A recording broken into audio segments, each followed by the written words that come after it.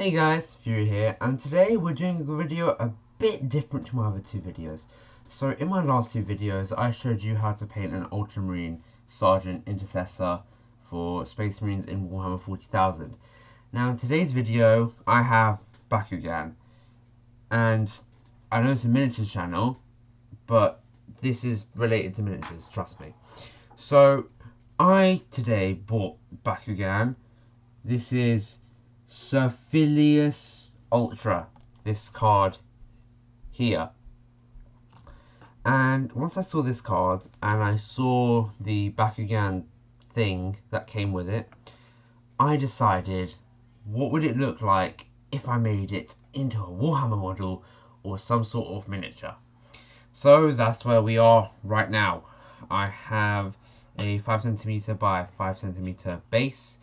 I have 1 kilogram of white air drying clay, the Bakugan, and the card I'm basing it off.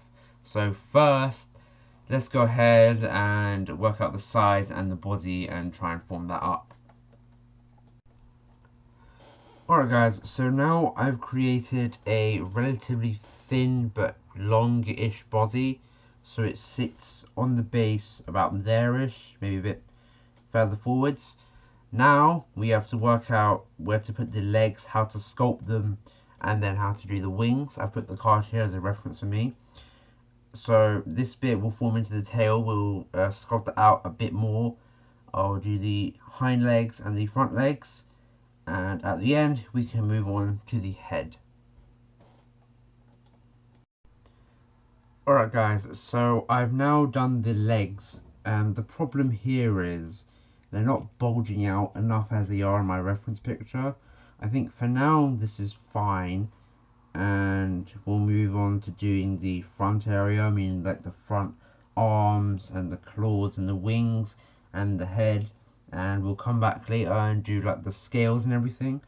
And I think, well, to be fair, this is actually my first time properly doing something with air drying clay or any clay in general. I don't usually do this kind of things, so we're working on it, and obviously we can revisit this in a later video or in another video in the future where I actually know how to do this stuff.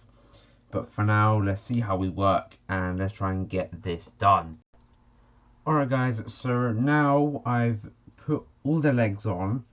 The front left one's a little bit bulky, but I think once we have the wing over it should be fine.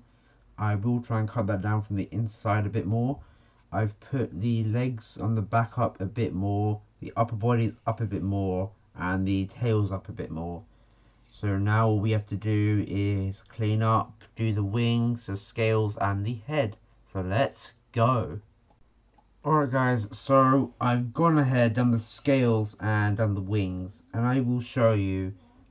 This thing is horrendous. It looks terrible. I mean, I've done the scales and everything, so the scales aren't looking too bad. The problem with the wings, they're too heavy. I might need to redo this in a later video where the wings are separate and I glue them on after. Because the problem I'm having here is the wings are too heavy, so they're pulling themselves down. Otherwise, I might put something underneath the wings to support them and then cut it off after this is all dried. But right now, let's just focus on the head and we'll see what we have at the end. Alright guys, so we're now at the end of this video. I have positioned the wings up by putting some balls on the underneath, which I'll cut off when they're dry. And I've sculpted the head, which looks a lot more like an equestrian sort of thing. It looks a lot more horse-like. But it's mine, and to be honest, as a first time doing something modelling wise, I think it looks quite nice. And in part 2, we're actually going to be painting this. So yes, this is a 2-part video. At 3 likes, I'm going to do a part 2. And yeah, hope you guys enjoyed, and I'll see you all in the next one. Bye!